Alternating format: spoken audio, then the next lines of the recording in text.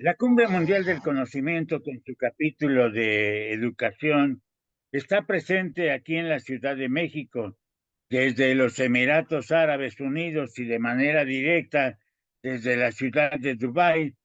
La red doctoral para la educación mexicana ha sido convocada por el presidente del Comité Ejecutivo de la Cumbre, el maestro Omar Alcántara Barrera, quien tengo aquí en la pantalla, y le saludo aquí desde la Ciudad de México esta mañana del domingo 12 de mayo de 2024.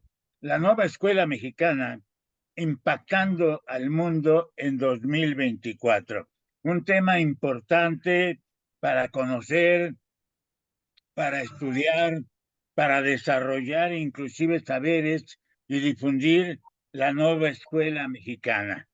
En sí, la nueva escuela mexicana está compuesta por muchos temas, es un todo complejo y se ha construido la nueva escuela mexicana a través de diversas acciones. Hoy estarán con nosotros 22 maestros de la Red Doctoral para la Educación Mexicana y sobre todo nuestro presidente del Comité Ejecutivo de la Cumbre Mundial del Conocimiento, a quien les saludo hasta Dubái y les cedo la palabra. Maestro Omar, muy buenos días. Muy buenos días, ¿cómo se encuentra, maestro Quiles? Pues aquí con el gusto de saludarlo y pues con este bello escenario detrás de mí. Fíjese que tuve yo la oportunidad de conocer al diseñador y al constructor de la torre Burj Khalifa, el arquitecto Eric Tomish. Tuve esta gran oportunidad de conocer a un gran hombre que dio una cátedra de cómo fue construida la torre allá en Los Cabos, Baja California Sur, por ahí hace como 10 años. El año pasado yo lo quise reconocer el trabajo porque la torre Burj Khalifa pues es el edificio más alto del mundo hasta este momento y tiene su complejidad. Conocí al arquitecto Eric Tomish cuando fue a impartir una cátedra al Colegio de Ingenieros Civiles de Los Cabos, Baja California Sur, y fue una entrevista bastante agradable, una persona muy humana que pues acababa de pisar el suelo mexicano y yo le quería hacer la entrevista y me dice, mira, conferencia, te invito y tendrás la primicia para hacerme la entrevista una vez que ya hayas visto todo el desarrollo de cómo fueron los sistemas constructivos, etcétera. Y después de que se acabó la conferencia, yo le platiqué que tenía una hija arquitecta y el hombre sacó una tarjeta y me la firmó y me dijo que me busque cuando termine la carrera. Digo, mi hija no fue con él a trabajar, pero fue un gesto muy humano de gente grande y pues realmente le tengo mucho cariño a este lugar, particularmente por ese detalle, ¿no? Un reconocimiento muy grande, además de que yo estudié en la Escuela Superior de Ingeniería y Arquitectura del Instituto Politécnico Nacional, la que está ahí en Tecamachalco, la ESA Tecamachalco. Entonces, realmente extraordinario su conocimiento. Y pues bueno, el día de hoy muy contento de estar, repito, en este escenario donde vamos a hablar del tema de la educación.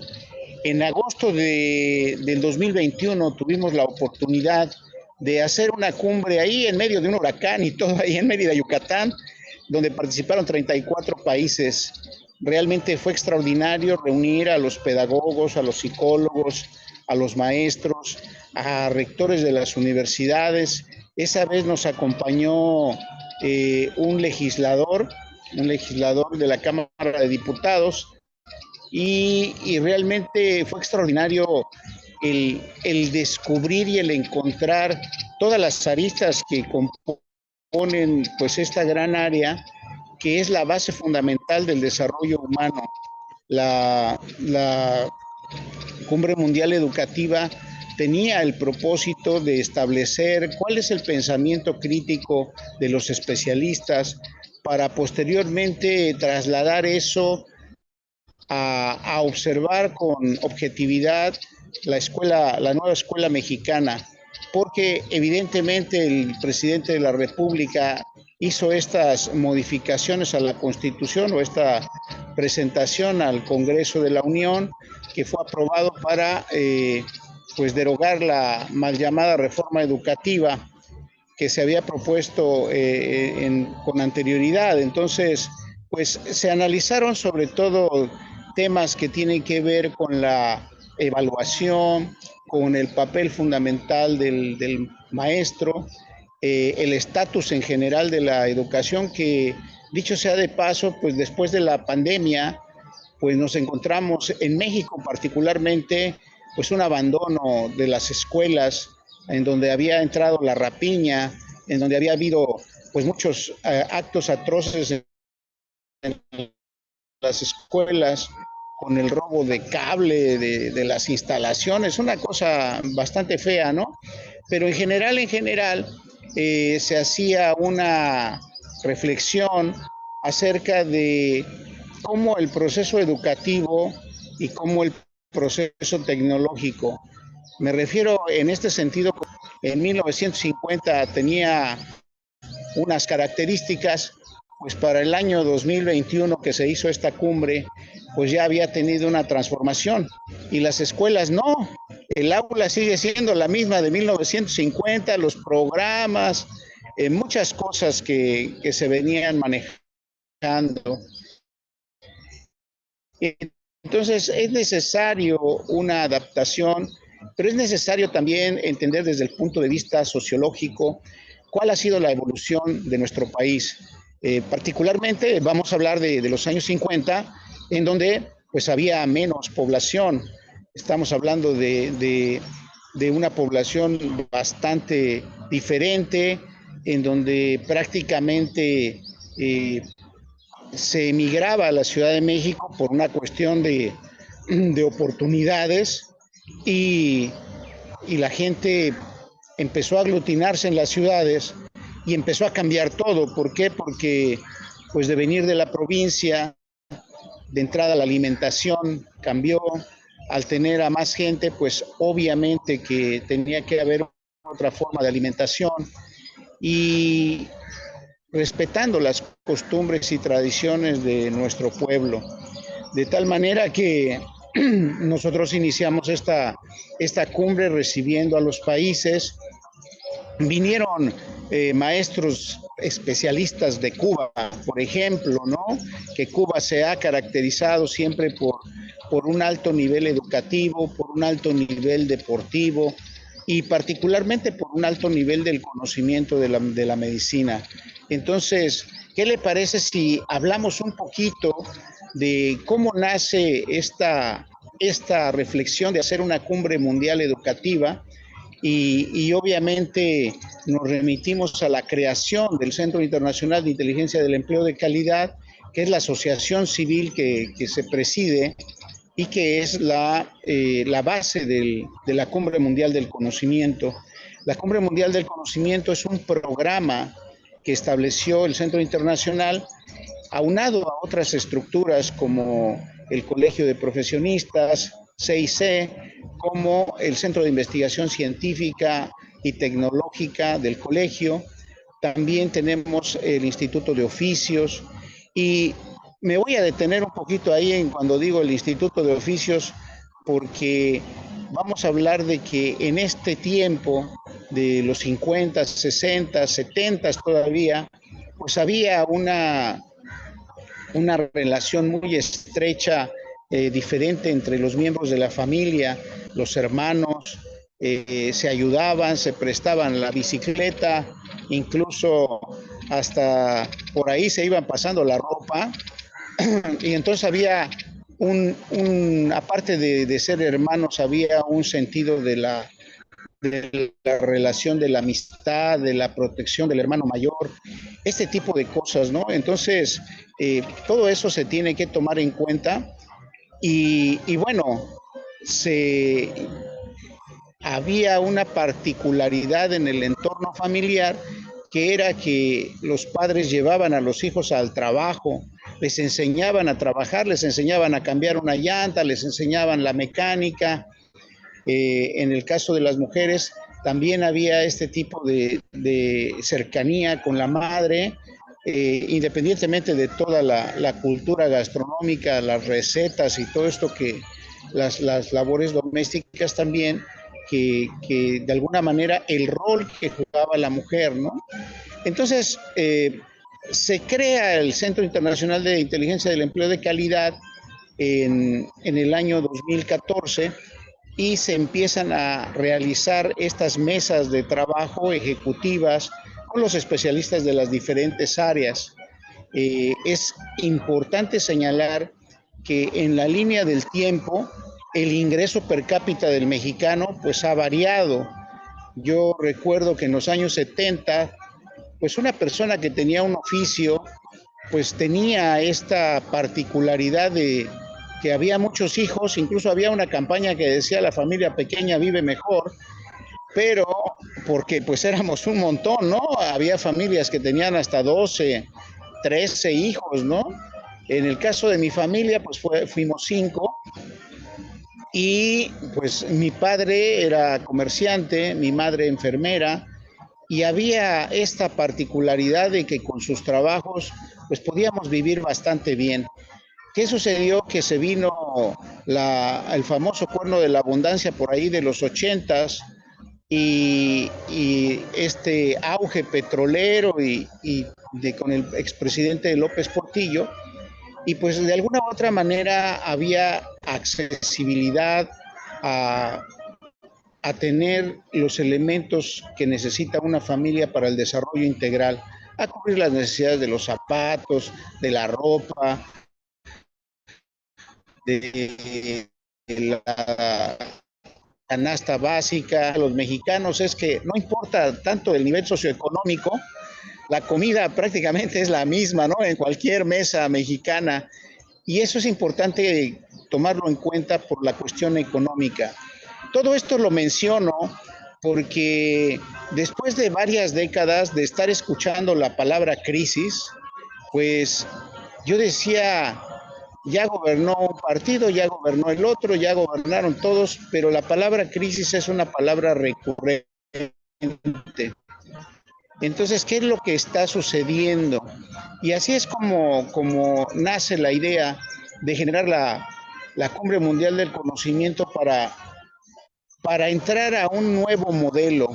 Yo tuve la oportunidad de vivir en los Estados Unidos, en el área de Texas, por ahí, por Dallas, y pues antes de llegar a ese lugar yo siempre me preguntaba, bueno, ¿y qué tiene un mexicano, qué tiene un americano que no tenga un mexicano, no? Pues todo este tipo de preguntas pues me llevaron a literalmente observarlos desde que se levantaban hasta que se dormían, ¿no? Yo decía, pues, ¿qué hacen ellos para siempre ser el país más poderoso del mundo? ¿Y por qué nosotros no podemos superar las crisis? Porque si usted recuerda, para el sexenio, un poquito antes, el sexenio, el auge de Salinas de Gortari, se habló del Tratado de Libre Comercio y se hacía una celebración impresionante de que México iba a entrar al primer mundo con este Tratado de Libre Comercio entre México y Estados Unidos y Canadá. Y pues tenían al presidente Salinas como el redentor con su programa Solidaridad, que yo no me meto en cuestiones partidistas, pero tengo que reconocer que en ese tiempo esas medidas que tuvo el gobierno pusieron a trabajar a toda la sociedad mexicana, a construir las vías secundarias, las calles en las colonias. Fue un gran programa y se llamaba Solidaridad, recuerdo por el nombre de Polonia, de su sindicato. Y bueno, el tema es que todo esto surge porque tenemos la necesidad de reinventarnos, tenemos la necesidad de reestructurar esta forma de los ingresos que a este momento no se nos ha, no se nos ha dado el tema, ¿sí? Deme un momento. Y bueno, cuando estuve en Estados Unidos, retomo el tema de Estados Unidos, me di cuenta que tuve la oportunidad de estar con con algunas personas de hijos de padres mexicanos en Texas. Y bueno, ellos marcaban cuál era la diferencia, su historia, y obviamente esto tiene que ver un poco con la historia de nuestro país, con la independencia de Texas, ¿no? En donde, pues en aquellos tiempos no había pobladores y en donde después de la independencia de Texas y después de la adhesión a los Estados Unidos, les otorgaron una milla cuadrada de terreno y, y todo este proceso también que viven los connacionales en el vecino país. Entonces ellos me dieron a mí una visual bastante importante de por qué los Estados Unidos son el país más poderoso, y esto se remite a la crisis de los años 20, del 29 particularmente, donde se hizo una gran convocatoria para reunir la masa de oro más grande del mundo, y esa es la razón. Estados Unidos nunca se le cuestionó su base económica. Generaron una masa de reserva en oro que pues es la que hasta la fecha sigue marcando la diferencia, ¿no? Entonces, cuento todo esto porque realmente el mexicano tiene una capacidad extraordinaria, no tan solo de sobrevivir, sino de generar beneficio. Y pues estas personas me contaban, ¿no? Eh, cuál había sido su origen, sus padres. Y esto, pues es un fenómeno que como lo empezamos a platicar desde un inicio, desde los años 50, hay una migración hacia las grandes ciudades buscando precisamente el bienestar de la familia, la mejora económica. Si usted recuerda, por ahí de los 80 había una película de Héctor Suárez que hablaba de estas condiciones de la Ciudad de México, y no recuerdo en este momento el nombre, pero decía la canción, ya no vengan para acá, ¿no? Quédense mejor allá. Y hablaba del Distrito Federal y estas cosas. Entonces, este fenómeno de la migración tuvo sus repercusiones positivas, desde luego, la contribución de las familias al desarrollo, a la construcción de las ciudades, pero el poder adquisitivo se fue perdiendo, que es el tema central que nos ocupa. ¿Por qué se tiene que replantear la cuestión educativa? La cuestión educativa se tiene que replantear por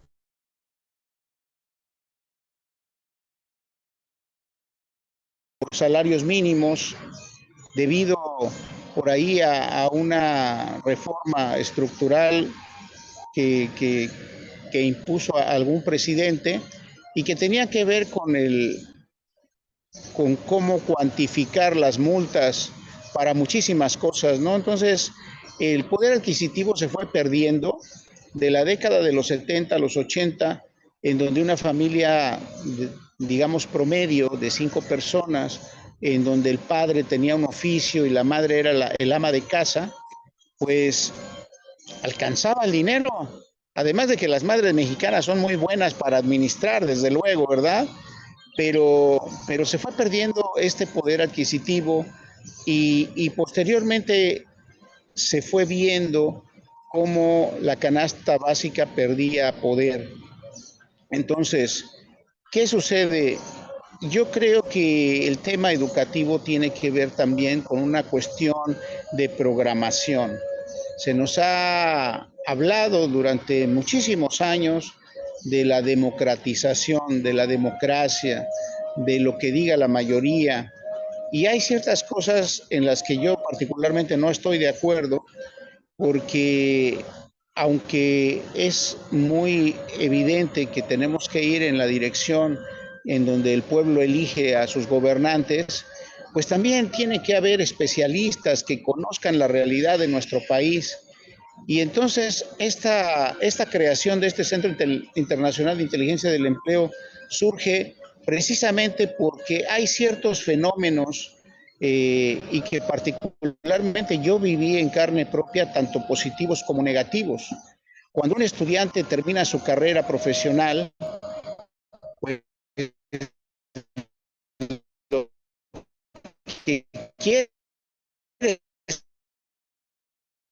estar lleno de energía. Menciono esto porque vio un sacrificio el, el tener que mandar a los hijos a trabajar.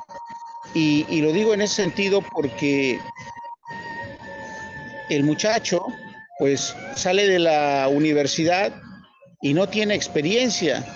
Entonces, ¿qué sucede en el tema laboral? En el tema laboral, regularmente a este tipo de jóvenes egresados, pues los mandan a sacar copias. Ahora sí que ahí ya depende de la empresa a la que se llegue, ¿no? Como puede tener mucha suerte, yo en mi caso, saliendo de la carrera de arquitectura, tuve la oportunidad de entrar directamente a una constructora y en poco tiempo tomé la gerencia de esa empresa. Porque también se daba el caso del hombre de orquesta, ¿no? En las empresas. En México tenemos cientos de miles de empresas que son de un solo hombre. El hombre es el dueño, es la secretaria, es el IBM, ¿no? Es el que va y lleva y trae las cosas. Entonces, mucho tiene que ver esta parte porque yo creo que hacía falta o hace falta un eslabón entre la universidad y las empresas.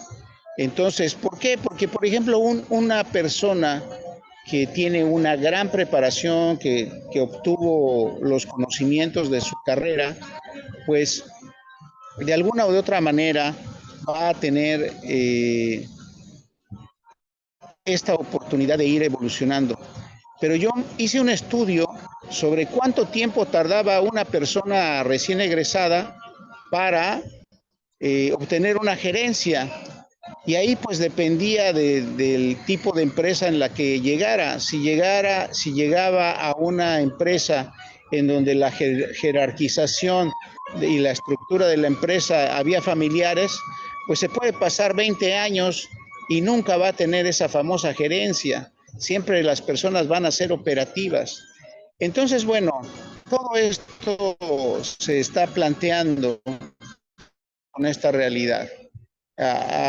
Dependiendo de la empresa en la que uno llegara, pues es como puede haber este nivel de desarrollo. Pero también conforme fue pasando el tiempo, nos hemos dado cuenta de que hay empresas que si la persona está sobrecalificada, pues no la contrata, ¿no? Porque dicen, no, va a querer muchísimo dinero por la preparación que tiene. Y todo esto lo cuento porque en la Cumbre Mundial Educativa que se realizó en Mérida, Yucatán, tuvimos la oportunidad de contar con uno de los grandes grupos de especialistas en educación, que es el Grupo Kairos, encabezado por el doctor Francisco Telémaco Talavera. Él hacía desde la presentación de su tercer contrato social un análisis desde la revolución industrial y cómo en aquellos años, pues teniendo un trabajo regular, podía haber una congruencia y había los recursos para mantener a la familia. Posteriormente, después de la Revolución Industrial, se vino esta etapa en donde, por cierto, que era muy respetado el doctor, el maestro, ¿no? Pero después ya se vino la etapa en donde el profesionista, pues no tan solo tenía que tener su carrera, también tenía que tener un negocio adicional o tenía que tener otra carrera, una maestría o un doctorado. Y entonces, en ese segundo periodo, en donde tenía mucho que ver el talento, en donde tenía mucho que ver lo que estamos desarrollando, pues no se podía generar esta cuestión de una coherencia entre el talento y el ingreso. Deme un segundito para mandar un mensaje y en un momento continúo, que me están hablando aquí. Está con nosotros el arquitecto Omar Alcántara Barrera desde Dubái. Atrás de él está la torre emblemática que al principio de este comentario nos señalaba como haber conocido al arquitecto que diseñó esta torre. Estamos en la Cumbre Mundial del Conocimiento con su capítulo de Educación desde la Ciudad de México, y el maestro Omar Alcántara Barrera está en Dubái, en los Emiratos Árabes Unidos. Así nos está presentando esta idea de cómo ha nacido la Cumbre Mundial del Conocimiento como un proceso, como un proyecto, como un programa de acción que se puede presentar aún sin fechas establecidas en un programa. A veces surge porque las mismas condiciones lo van dando así.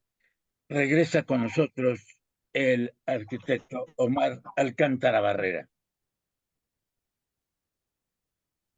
Sí, entonces les decía que tuvimos con nosotros a este grupo Kairos del doctor Francisco Telemaco Talavera. Ellos establecían esta parte, ¿no? En donde antes, con que uno tuviera una profesión, prácticamente tenía asegurado el futuro. Después, pues había que prepararse más.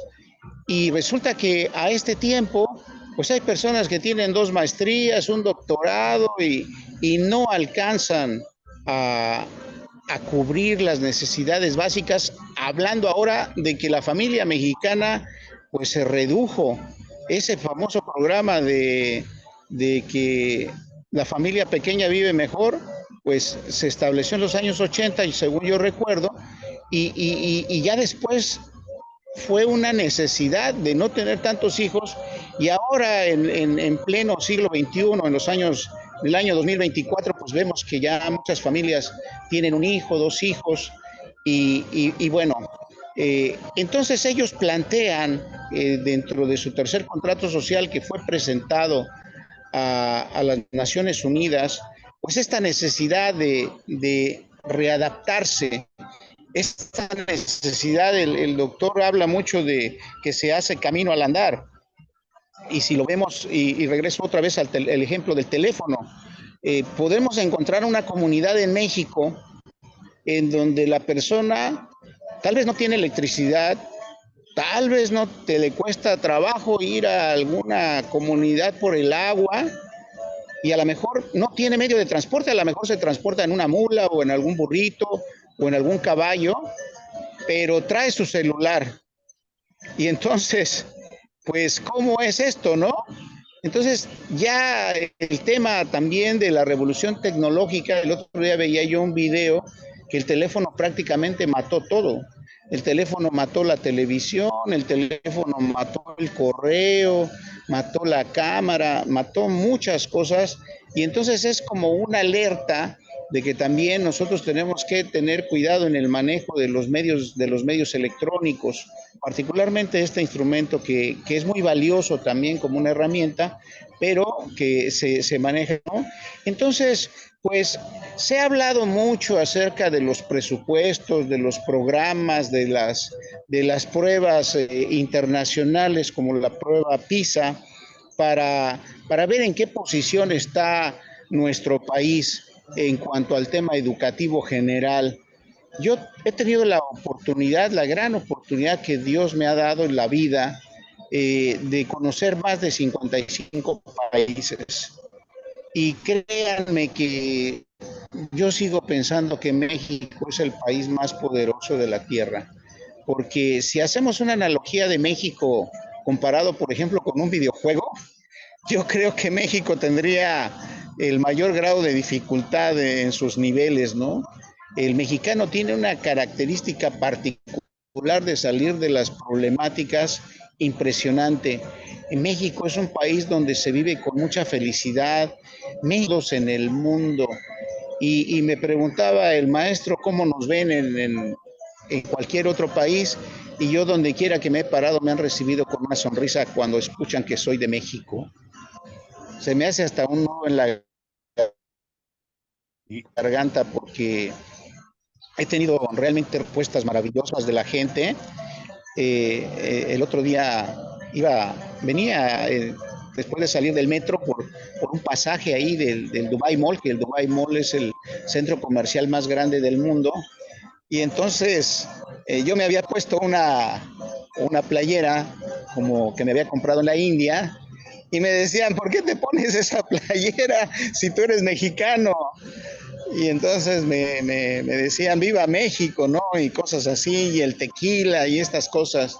Entonces la sociedad mexicana es una sociedad alegre, es una sociedad que ha sabido sortear las dificultades. Y hablando de dificultades, me voy a ir un poquito más en el tema remoto de la conquista, porque se ha hablado mucho de por qué México no tiene este despegue, por qué nos agachamos la cabeza o por qué no nos atrevemos a creérnosla, incluso hasta en el fútbol, ¿no?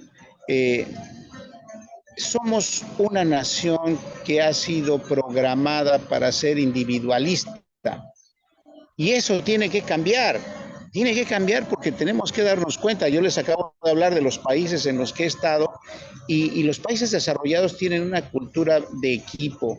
Entonces, ¿por qué lo hablo de esta manera? México, hasta el año de la cumbre educativa 2021, ocupaba el lugar 57 en matemáticas, ocupaba el lugar 61 en lectura, ocupaba el lugar como 47 en ciencias. Y entonces dice uno, bueno, ¿y qué tiene que haber? Porque ha habido diferentes gobiernos, ha habido presidentes que sí le han apostado a la educación y no pasa nada. Entonces tiene que haber esta reestructuración, y aquí me voy a centrar muy firmemente en un poco mi experiencia profesional, y hablo de la experiencia profesional en el campo de la arquitectura, porque en los años 90, por ahí así, yo tuve la oportunidad de construir, de supervisar y de llevar trabajos de mantenimiento en escuelas desde preescolares, primarias, secundarias, preparatorias. Y ahí yo lo que les voy a decir lo digo con un ojo clínico de observador, porque yo era el supervisor de la obra. Entonces nos tocó periodos donde había vacaciones y entrábamos con la constructora, y no había ningún problema, ¿no? Los trabajos los hacíamos de una manera libre, pero también nos tocaron periodos donde se hacían estos trabajos con los alumnos presentes.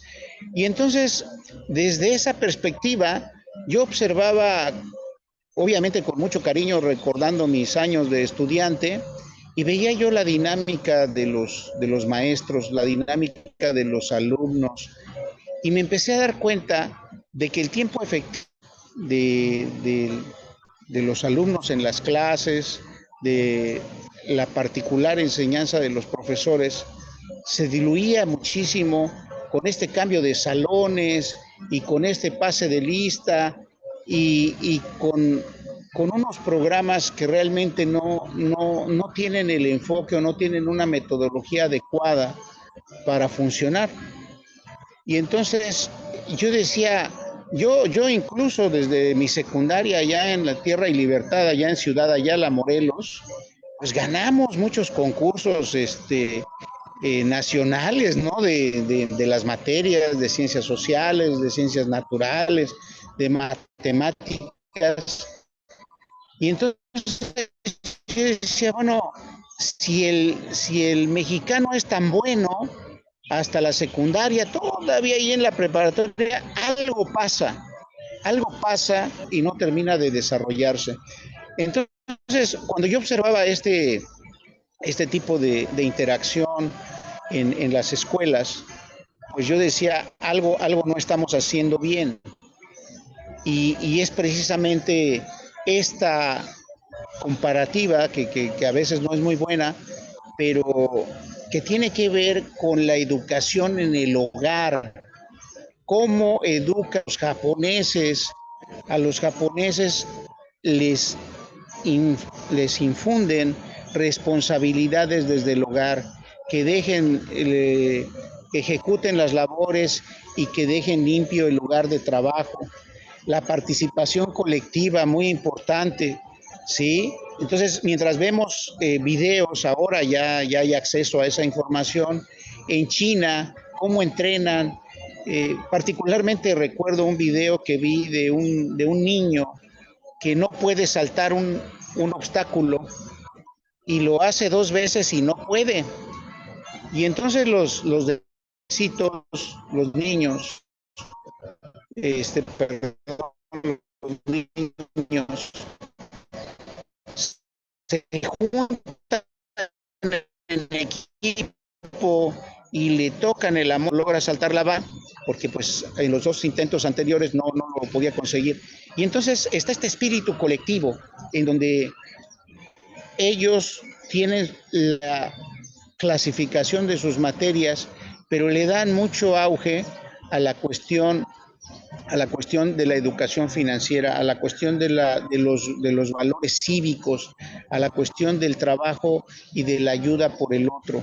Entonces, ¿por qué hablo de todo esto? Porque en esta cumbre educativa participaron especialistas en preescolar, especialistas que incluso hablaban de esto, ¿no? De que la educación viene desde el hogar.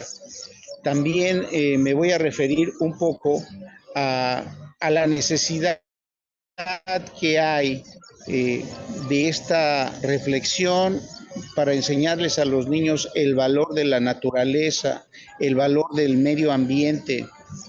Hablábamos hace un momento de cómo el padre se llevaba a los hijos al trabajo, a echarle mecánica, a la electricidad, pero también estaba esta costumbre de los domingos irse con el papá a dar la vuelta a los siguientes pueblos y a convivir con el bosque, con la playa, con la montaña, y se hacía también esta capacitación para la sobrevivencia.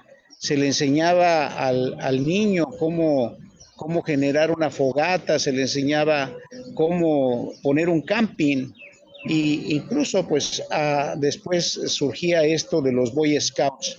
Entonces, hablo todo esto porque en esta cumbre en la que nos acompañaron estos especialistas, pues hubo quien decía que había materias que no eran necesarias. Y yo particularmente en esa cumbre, pues preguntaba y les exponía el caso de que cuando yo estaba en la preparatoria tenía un maestro buenísimo que era de física y que nos explicaba los experimentos, nos decía cuáles eran las leyes de Newton, cuáles eran las bases fundamentales del conocimiento para la funcionalidad de las cosas. Pero yo le pregunté en alguna ocasión a algún profesor, oiga, pues está muy bien esto de las derivadas y del cálculo integral, cálculo diferencial, pero ¿y esto de qué me sirve? ¿En dónde lo veo yo reflejado? Y entonces, con mucha tristeza debo decir que el profesor no me supo responder. Entonces, esto, conforme pasaron los años, pues lo fui descubriendo ya en la práctica de la vida profesional.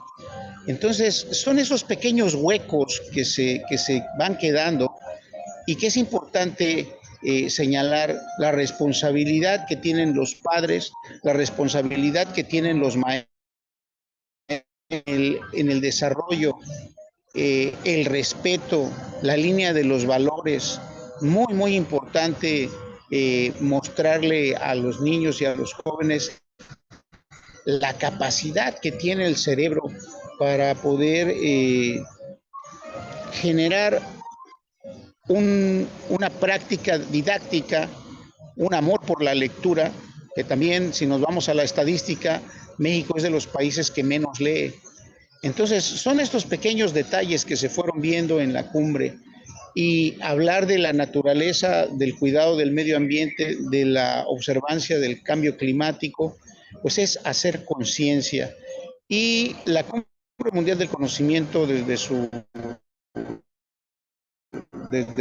base, desde la creación de la asociación civil y desde la práctica del Colegio de Profesionistas, pues se ha pegado mucho a los objetivos del desarrollo sostenible de las Naciones Unidas. Y hablamos particularmente de uno que es la educación. Les decía, regreso un poco al grupo Kairos, en donde ellos hicieron un estatus exacto de cómo es la educación en el mundo. Y hablaban precisamente de que este tercer contrato social tenía que irse a la tropicalización, a la... Cada país tiene costumbres, sus tradiciones y también tiene su historia. Entonces es muy importante conocer la historia para no cometer los mismos errores, ¿no? Entonces, hablando de esta reflexión, eh, la Cumbre Mundial del Conocimiento tiene la intención de visualizar las áreas del desarrollo humano desde una visión muy como el vuelo del águila, yo le llamo, ¿no? Tenemos que conocer un poquito de todo y particularmente por ahí del 2010 se empezó a hablar de este concepto intradisciplinario, multidisciplinario, interdisciplinario. Y me llamó mucho la atención. Y yo decía, bueno, ¿por qué se nos programa para tener una carrera específica y que en muchas ocasiones los padres imponen? Los padres imponen a los hijos, por ejemplo, si se viene de una familia de abogados, pues a que sea abogado, ¿no? ¿Y qué tal si el hijo no quiere, no le nace? Entonces, particularmente voy a referirme a una anécdota que tuve con mi hija cuando me preguntó qué sería bueno para ella estudiar, porque pues, su mamá contadora, después su mamá también estudió leyes, y yo estudié en el área de la arquitectura, también estudié los negocios y también el área del derecho. Y yo le decía, tienes que definir tu carrera profesional desde la forma en que quieres vivir en general tu existencia, cómo quieres vivir. Y entonces, porque mi hija pues particularmente sacaba muy buenas calificaciones, es becada y todo, pero pues también se le daba el tema de la medicina, se le daban muchas áreas. Y yo le decía, ¿cómo vive un ingeniero? ¿Cómo vive un arquitecto? ¿Cómo vive un médico? ¿Cómo vive un programador de las ciencias computacionales? El programador de ciencias computacionales, las personas que se dedican a la informática, pues tal vez trabajen en la noche cuando todos los sistemas están detenidos. Y entonces, pues particularmente le decía, a ti te va a gustar trabajar en la noche. La carrera de arquitectura es una carrera muy bonita, es una carrera que a mí me ha permitido tener los recursos para viajar por todo el mundo. ¿Cómo viven los abogados? Los abogados viven entre una baraña de problemas porque son los especialistas en resolver los problemas que tiene la gente cuando tienen diferencias jurídicas. Entonces, este tipo de reflexiones creo que es importante entenderlas y atenderlas. También se habló en la cumbre acerca de la cuestión de los derechos de los niños, de la cuestión legal, de la cuestión de la custodia. Son temas como complejos, pero que ya entrándonos en materia interdisciplinaria, vemos que hay una transversalidad en los temas. Un tema está ligado con una materia y esa materia está ligada con otra y con otra. Entonces, la idea de la Cumbre Mundial del Conocimiento en que no debe de haber un límite para estudiar el conocimiento, para estudiar cualquier carrera, para estudiar. Y ahora con la revolución tecnológica que vivimos, desde la aparición del Internet, pues prácticamente la información está al alcance de cualquier persona. Entonces, para mí es importante que independientemente del acceso al conocimiento, pues ese conocimiento nos pueda abrir las puertas. ¿Y cómo nos va a abrir las puertas? Pues simple y sencillamente entendiendo que las oportunidades, tuvimos una carrera profesional. Precisamente el logro o la diferencia de la década de los 70s, 80s, donde llevaban a los niños a aprender la mecánica y todo, pues es que le enseñaban un oficio, tenía la persona esta capacidad de que si no era por el lado de su carrera profesional, pues era por el lado del oficio, donde podía desarrollar sus actividades y entonces podía tener acceso a los ingresos. Entonces, se habla todo esto porque si se dan cuenta va ligado la pérdida del poder adquisitivo, el tema de la participación de la familia, la interacción de la familia, el tema de la conquista. ¿Qué sucede?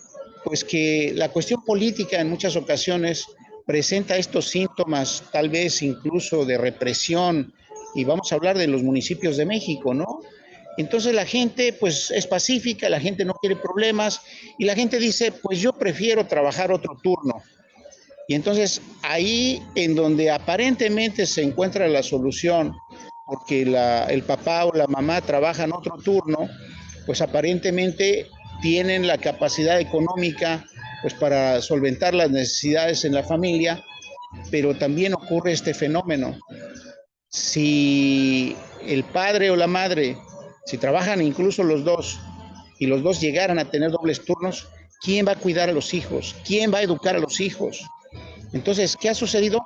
Pues que se ha perdido. Primero, pues se redujo la familia y incluso el diseño de las viviendas, pues ya está de 2 recámaras, entonces la recámara para el niño o de 3 recámaras para el niño y la niña.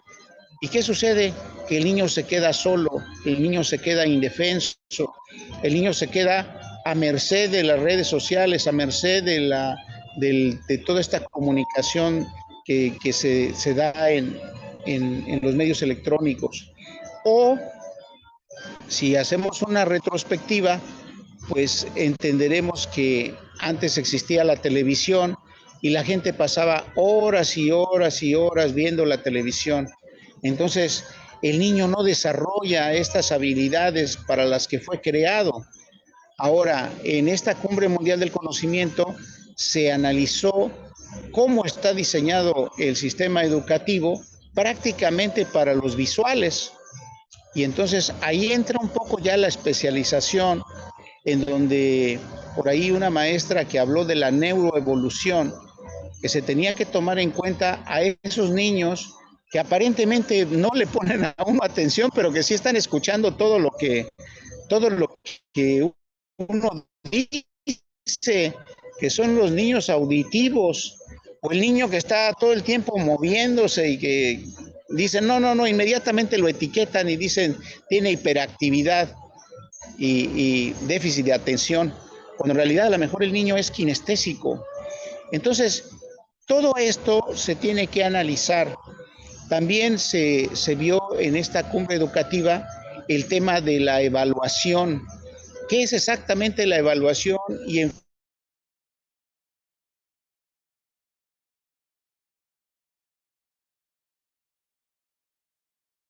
Parece que hemos perdido la señal con Dubái.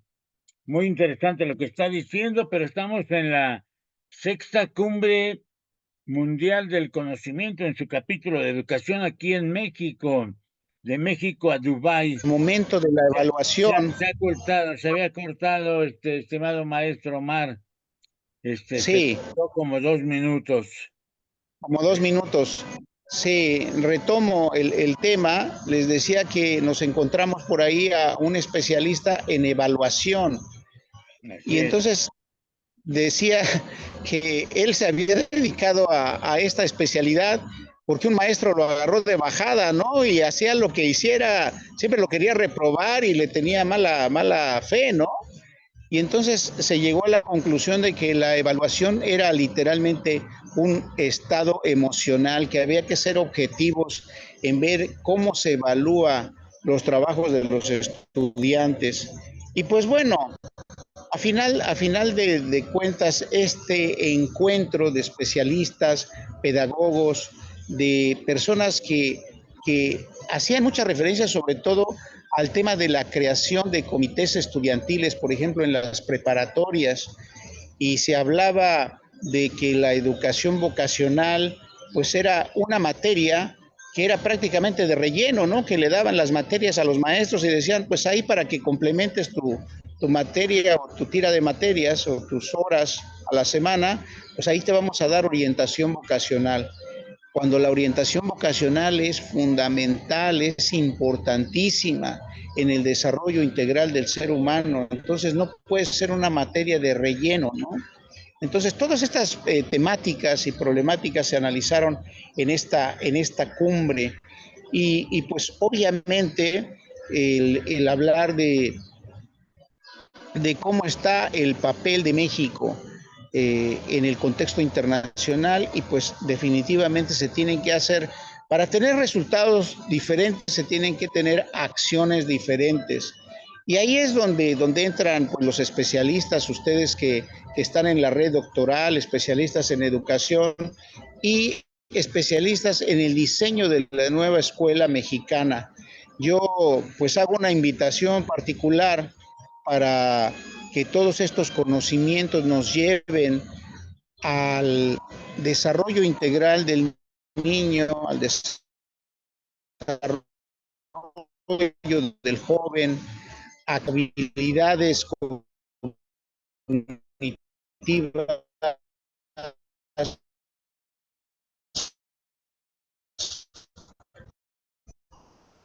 Se corta la señal.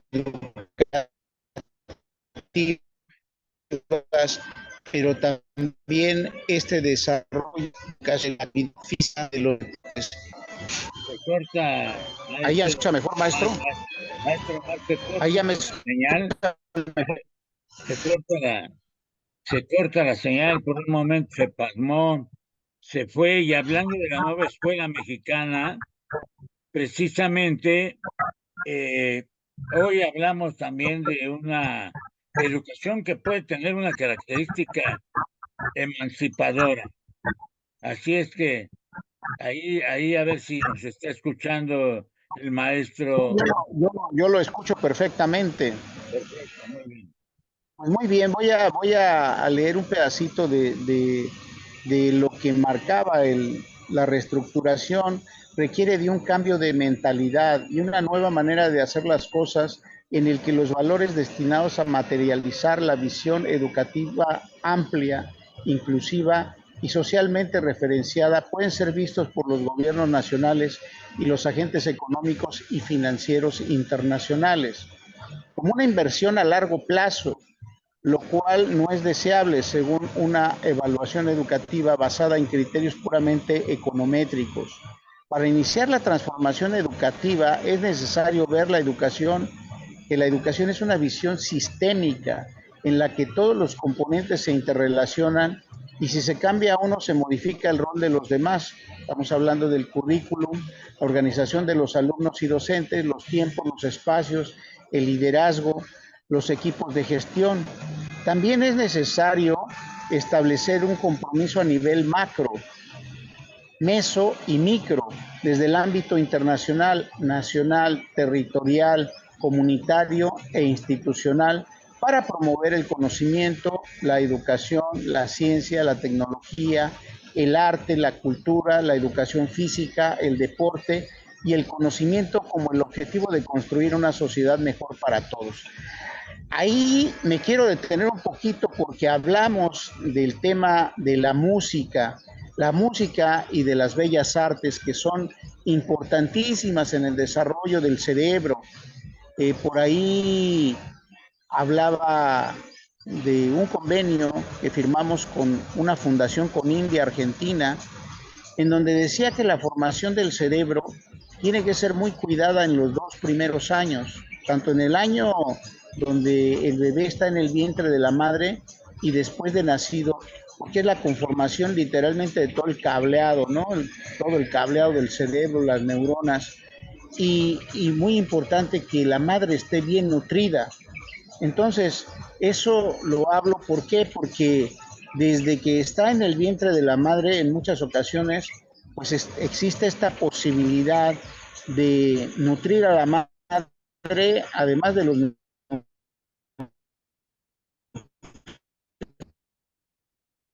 permite el desarrollo cognitivo, permite la evolución y la pacificación del ser humano.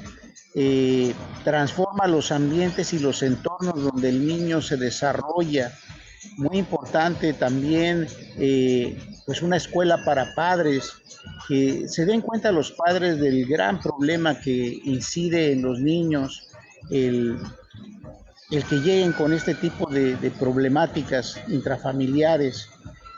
También por la cuestión económica muchas veces se tiene que tomar en cuenta que los niños tienen que llegar bien alimentados y todo eso es complejo porque pues evidentemente todo debe ser considerado como lo acabamos de ver. Dice, la definición e implementación de una nueva agenda educativa es fundamental para brindar a cada ser humano una mayor y mejor oportunidad de convertirse en protagonista de su vida y su destino, con valores y capacidades para ser promotor de cambio social hacia un mayor desarrollo humano global, sus comunidades y países con equidad y sustentabilidad, es decir, superar desafíos estructurales históricos al mismo tiempo para avanzar con los desafíos más sofisticados. Es necesario refundar la educación, dando continuidad y apoyándose en acuerdos, convenciones y tratados que son un referente importante para la construcción de una sociedad mejor, aunque hasta ahora han sido ignorados en muchos casos y su impacto ha sido limitado. Quiero mencionar particularmente aquí el acercamiento que hemos tenido con un exdirectivo de la UNESCO, con el doctor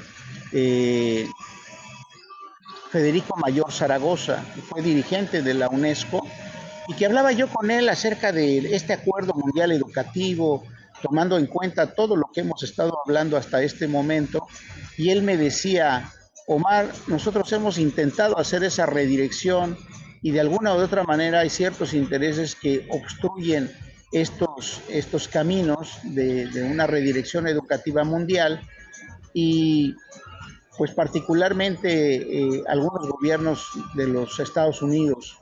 Y decía, cuando entró el presidente Obama, se firmaron los acuerdos de París y actualmente todo eso que se firmó ya también se le dio reversa, ¿no?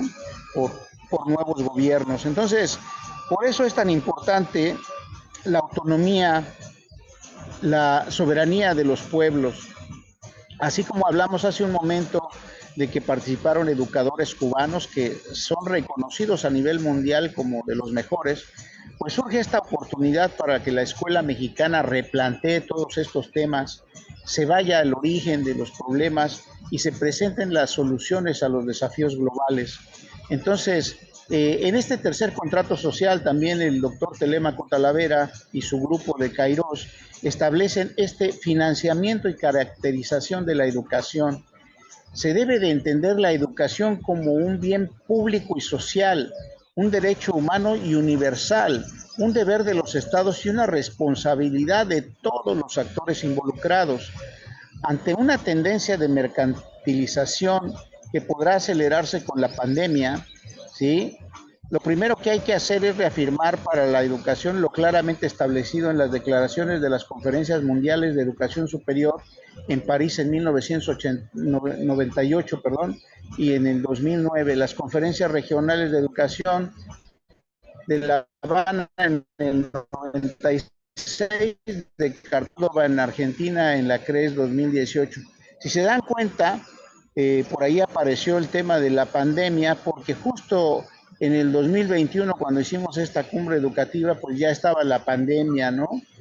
Y se habla fortalecer la educación para la emancipación, lo que usted hablaba, la ciencia con conciencia y la innovación para la plena realización y para la transformación económica, social y ambiental, que más o menos son los temas que hemos venido comentando, ¿no? Los recursos destinados a la educación, ciencia y tecnología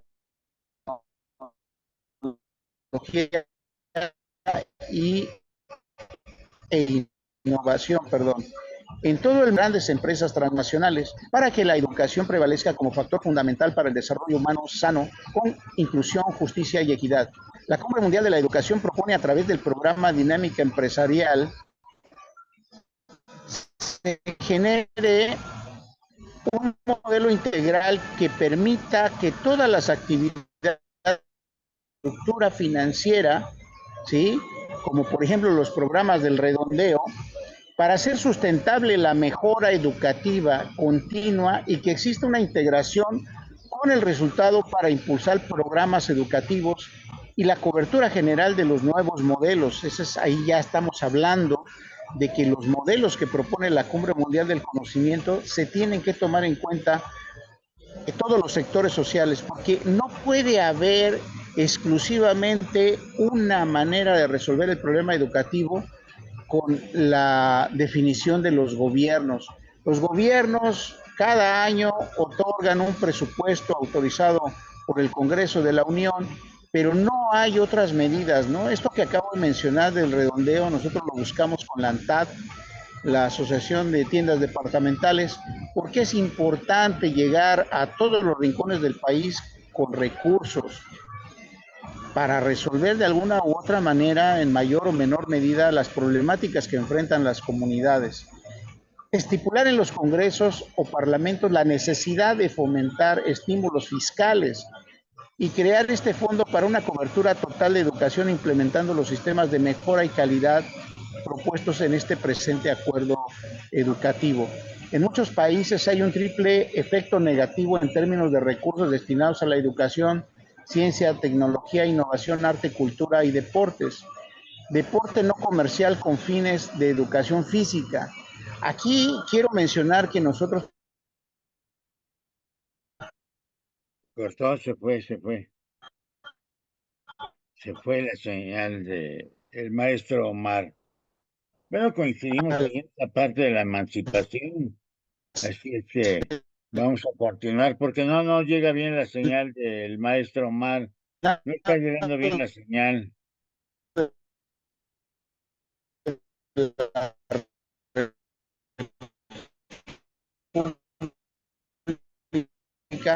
En materia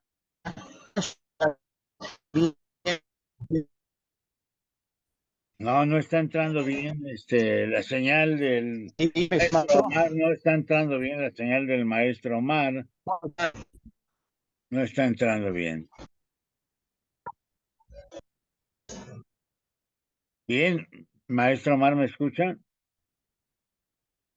No, ya perdimos la señal, pero continuaremos nosotros aquí en esta sexta cumbre mundial del conocimiento, esta sexta cumbre mundial del conocimiento en el capítulo de educación en México, y nos está comentando ya el cierre de lo que sucedió allá desde 2021 en Yucatán, en esta cumbre educativa. Hoy estamos aquí en el capítulo de Educación para México con la red doctoral para la educación mexicana. Maestro Omar. Ahí ya me escucha. Ahí ya me escucha. Ahí está, a ver. Maestro.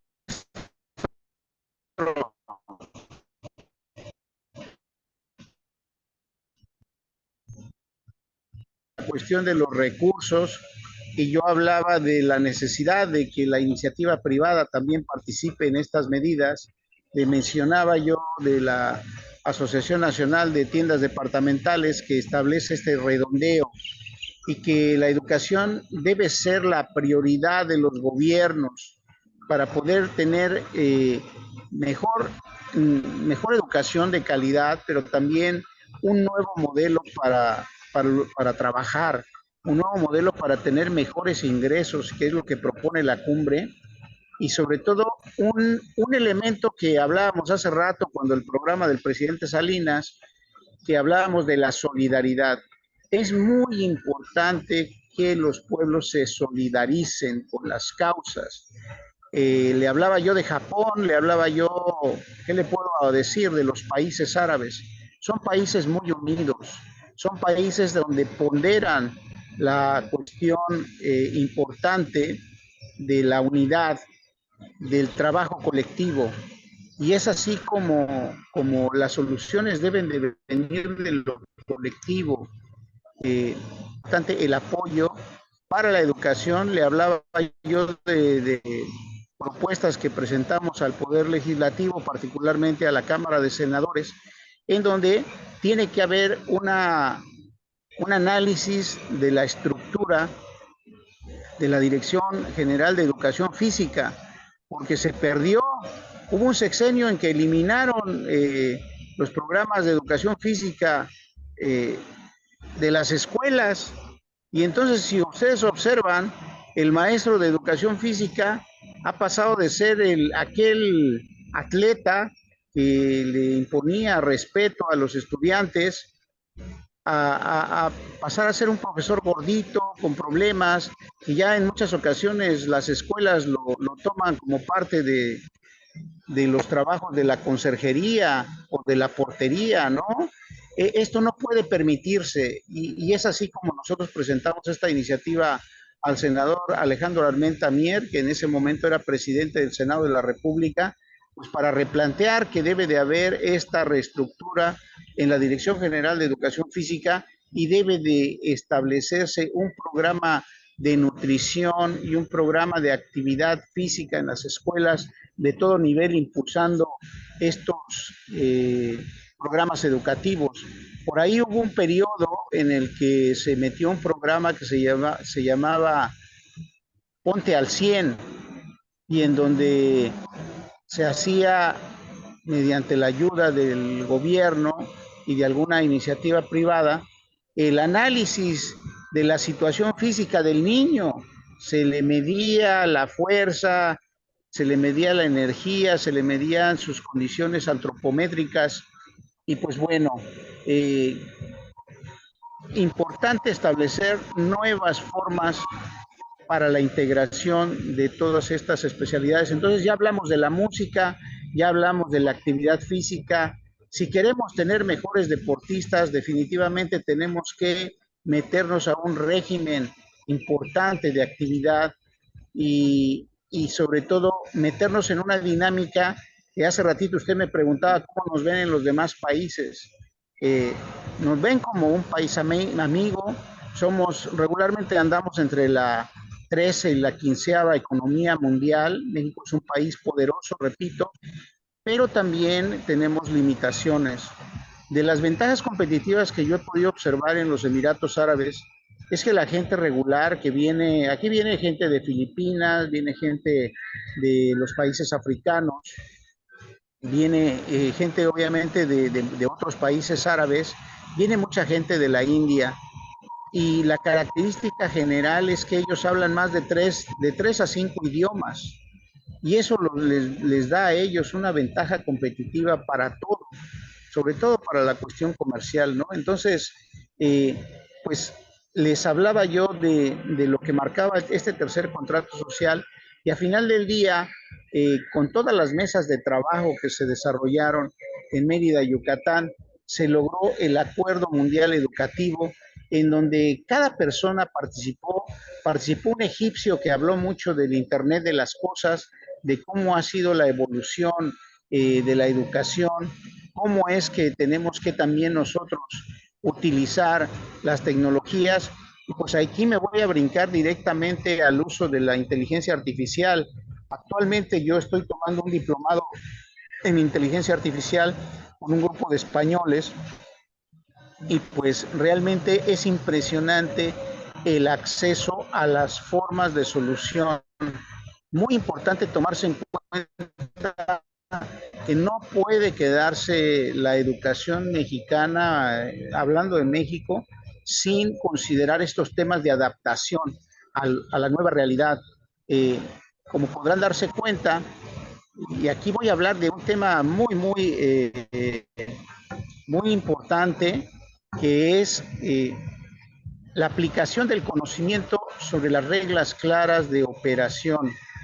Le voy a pedir un minuto, profesor, si puede comentar acerca de esto, porque me están entrando como cinco mensajes ahí pero hablar del tema de cómo han evolucionado las ciudades.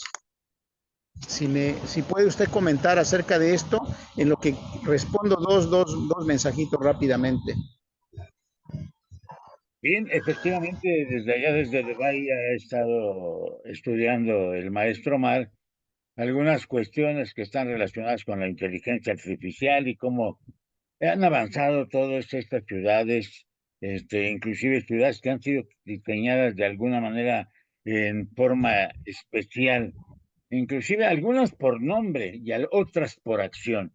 Así, por ejemplo, yo en mi experiencia he conocido Houston, la ciudad espacial. Y así hay ciudades ambientales también que están planteando en este sentido para el futuro que ya llegó, porque el futuro ya nos alcanzó, estamos aquí ya en un presente que es necesario eh, eh, eh, avanzar. Y bueno, cuando abordemos al rato las mesas, pues vamos a contrastar lo que nos dice el maestro Omar Alcántara Barrera, sucedido en la cumbre de 2021, y de 3 años hacia acá todo ha cambiado totalmente, maestro. ¿Eh? Todo ha cambiado, así es que vamos a, a nos está escuchando, nos estará escuchando.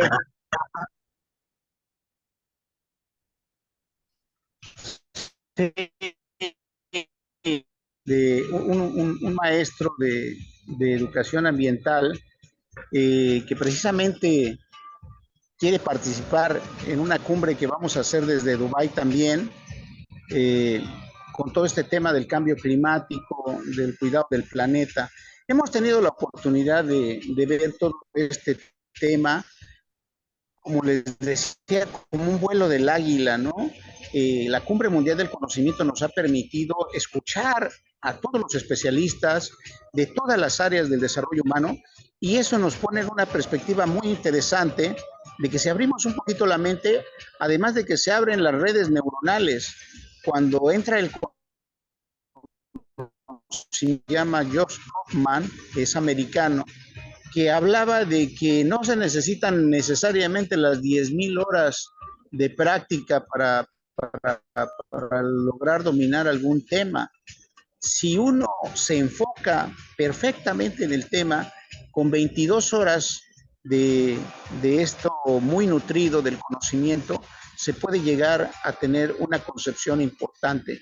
Entonces, imagínense, a este momento tenemos 325 eventos internacionales que hemos estado teniendo con las mentes brillantes, con estos liderazgos en la arquitectura, en la arqueología, en la oceanografía, en la antropología, en el tema de la medicina. Y entonces nosotros generamos un concepto que le llamamos el ADN. Por ahí de 1957, un matemático, Mandelbrot, estableció la ley de los fractales y la ley de la autosimilitud. Y entonces este hombre hablaba de, de cómo tenemos una autosimilitud. Entonces nosotros somos al país como somos al individuo.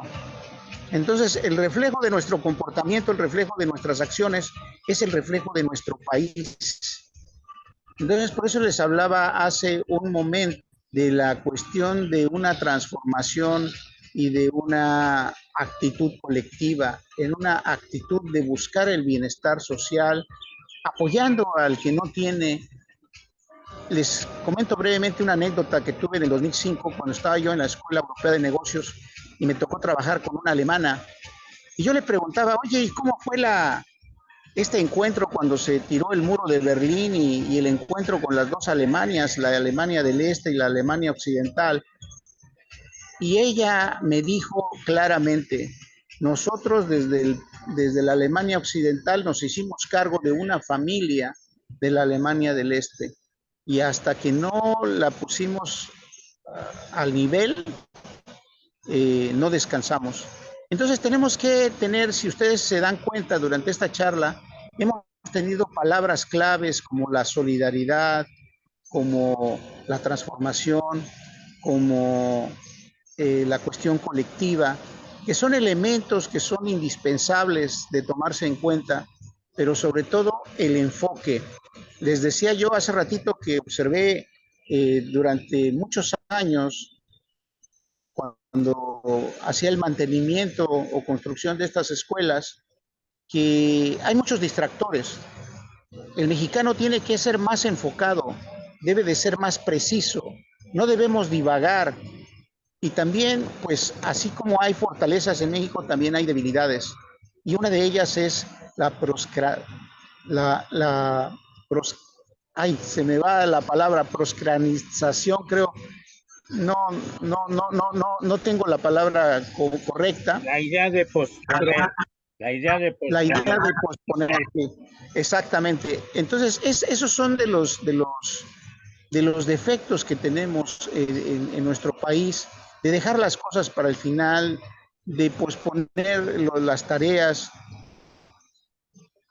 Y bueno, creo que ha sido un ejercicio importante ver debilidades, ver fortalezas, y México está en el camino correcto para alcanzar el desarrollo, para alcanzar el progreso. Yo desde este lugar quiero transmitirles que el uso de la diplomacia, de la concordia, del diálogo y de los acuerdos entre las naciones son la base fundamental para poder nosotros tener este progreso.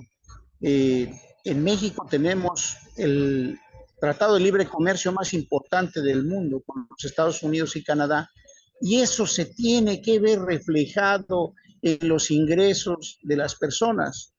Eh, no me consta, voy a decir algo un poco al tanteo, pero por ahí leí en un artículo que un policía gana $20,000 al mes aquí en los Emiratos Árabes.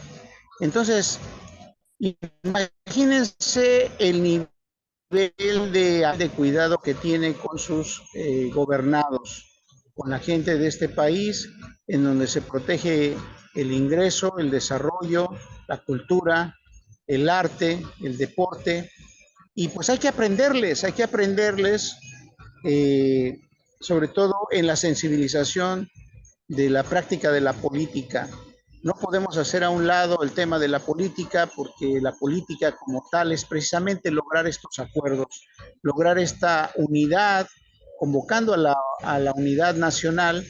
Es muy importante establecer una nueva forma de hacer las cosas, y eso es lo que estamos buscando con la Cumbre Mundial del Conocimiento desde estas tierras árabes, y que se escuche la nueva voz de la humanidad. La nueva voz de la humanidad justo permite estas reflexiones, estos niveles de conciencia, y esto, yo remito mucho este ejemplo de la película de los 300. Por ahí yo no sé si prácticamente se fundamentaba en una ideología, en un sistema, en una forma de hacer las cosas para ganar las guerras. Yo creo que en México hay talento, hay ingenio, hay habilidad, hay una hospitalidad, hay una sonrisa para el turista, hay una calidad excelente en la hechura de los procesos en cualquier servicio y en cualquier área del desarrollo humano. En México, de ser muy bueno en lo que hace, de ser muy trabajador. Y yo creo que todos estos elementos de los que hemos estado hablando el día de hoy en esta charla muy amena, pues se tienen que unir para sacarle el potencial a México, para sacarle el jugo, para sacar la identidad nacional que nos caracteriza. Es el momento, no hay otro momento mencionar que he corroborado que prácticamente todos los preceptos de la Cumbre Mundial del Conocimiento se aplican en este país. Es un país que tiene evolución es un país que implementa su tecnología, es un país en donde se respetan los derechos humanos, pero sobre todo es un país educado. Y ahí que es el tema del día de hoy, es un país en donde se tiene un respeto a las plazas públicas, el respeto a los árboles, el respeto a la naturaleza. Bueno, es un lugar en donde me encuentro, Dubái, un poco con las características de los cabos, en donde se junta el desierto y el mar, en este caso el Golfo Pérsico, y particularmente ante la ausencia de las lluvias, ellos han podido crear sistemas para hacer llover en estos lugares. Entonces, el conocimiento es la llave. Y ahora que tuvimos la Cumbre Mundial del Conocimiento Dubái 2024, también tuvimos la oportunidad de tener con nosotros a Malik Malkawi, el astronauta, entrenador de astronautas, que vino con su programa y con este challenge que va a presentar en octubre también aquí en Dubái para integrar los sueños de los niños.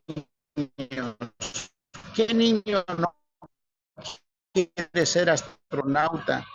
¿Qué niño no quiere? Hemos hecho una alianza con este astronauta, al que lo voy a ver ya en un par de horas para la firma. Celebro mucho el que me haya invitado el día de hoy a esta pequeña charla, que sin duda pues, marcará un inicio en las actividades de la red doctoral, especialistas en educación. Yo creo que estos conceptos pueden ayudar a generar un equipo de especialistas que permanentemente impulse el Acuerdo Mundial Educativo, junto con el Grupo Kairos y junto con los 34 países que participaron en Mérida, Yucatán. Estamos también buscando la manera de que algunas entidades nos ayuden y nos impulsen para llegar a las Naciones Unidas a proclamar el Acuerdo Mundial por la Educación, que sea una educación digna, una educación incluyente, que contemple también a las personas. Hemos participado en la primera feria de inclusión en la Ciudad de México en el 2019 y queremos que haya un mundo mejor, queremos definitivamente que existan las condiciones para, para una mejor coexistencia entre los seres humanos, que amemos a la naturaleza. Hemos participado también en el Parlamento de la Madre Tierra y ahora que se acaba de celebrar la cumbre en Dubái, también los invito a que participen en la Cumbre Mundial de los Niños, que tendremos por ahí por inicios del mes de octubre, ahí con el maestro Quiles y todos los trabajos que se deriven de las diferentes áreas del conocimiento. Me ha dado muchísimo gusto platicar con usted. Tendremos oportunidad de ir viendo los temas por separado. Ahora fue prácticamente un compendio de lo que ha sido el Acuerdo Mundial Educativo, pero que necesitamos definitivamente reunirnos, hacer conciencia y hacer llegar todos estos conceptos para que contribuyamos a una mejor sociedad, a una mejor educación de calidad que nos permita tener generaciones más fuertes, tener generaciones saludables y tener generaciones para la mejora de nuestro país y de, repito, de sacar presentaciones que hemos hecho de la cumbre. Siempre decimos al final, México, potencia mundial. Muchas gracias, maestro Omar Alcántara Barrera, que se encuentra allá en Dubái. Le agradecemos mucho este mensaje, muy amable. Que esté bien. Continuamos ahora, maestro Omar, con los temas de la nueva escuela mexicana y a continuación seguimos con nuestro programa. Muy buenos días hasta Dubái. Hasta luego.